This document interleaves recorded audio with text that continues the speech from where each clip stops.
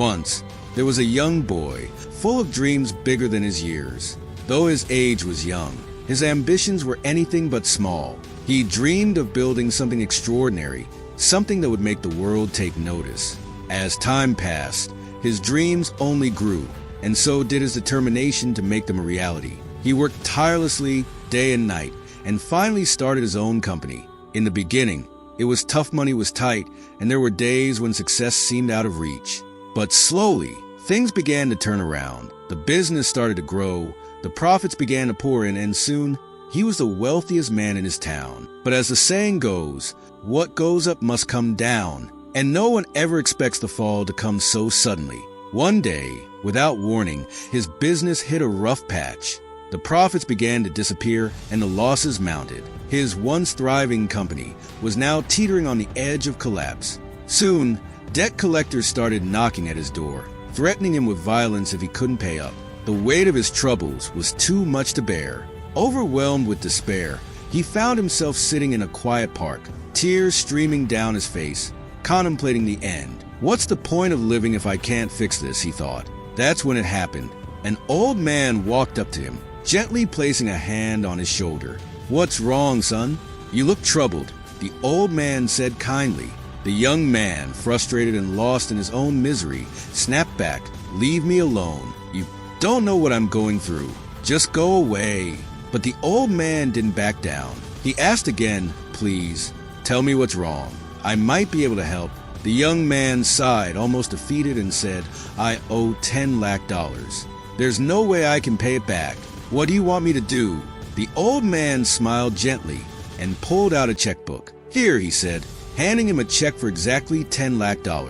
"Take this. Use it to fix your business. When you're back on your feet, pay me back." The young man looked at the check in disbelief. "But I don't know you. Why are you helping me?" The old man replied, "I'm Daiwandal, the wealthiest man in this town. Take the money. Use it to start fresh. When you succeed, return it to me." Still in shock, the young man reluctantly agreed, "Fine.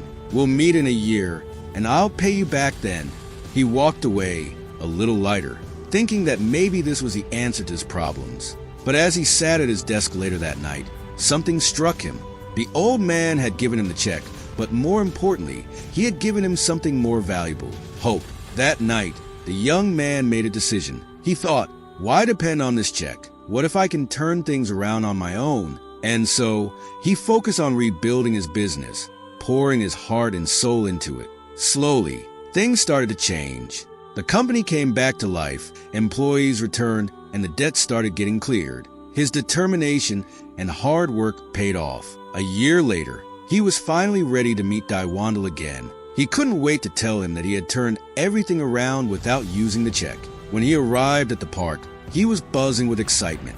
He waited for hours, imagining how he would thank Daiwandal for his faith in him. Then, he saw something shocking. An ambulance pulled up, and a team of people began to load the old man into it. The young man rushed forward, calling out, "What's happening? Why are you taking him? He's the wealthiest man here." The compounder, who was with the old man, shook his head. "Wealthiest? This man is no wealthy businessman. He's a patient who escaped from the mental hospital. He hands out checks like that to everyone." The young man's heart dropped. He couldn't believe it. The man who had given him hope, the man who had trusted him, was not what he seemed. But as the truth sank in, he realized something powerful. If he had cashed that check, he would have never believed in himself. He would have never put in the effort to rebuild his life on his own. In that moment, he understood it wasn't the money or the old man's gift that saved him. It was his own belief in himself that turned everything around. So, what would you have done if you were in his shoes?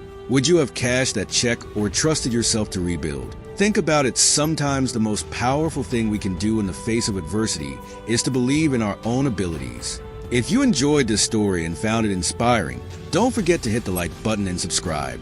And stay tuned for our next video, where we'll dive into another story of resilience and self-belief that will leave you questioning what's truly possible. See you next time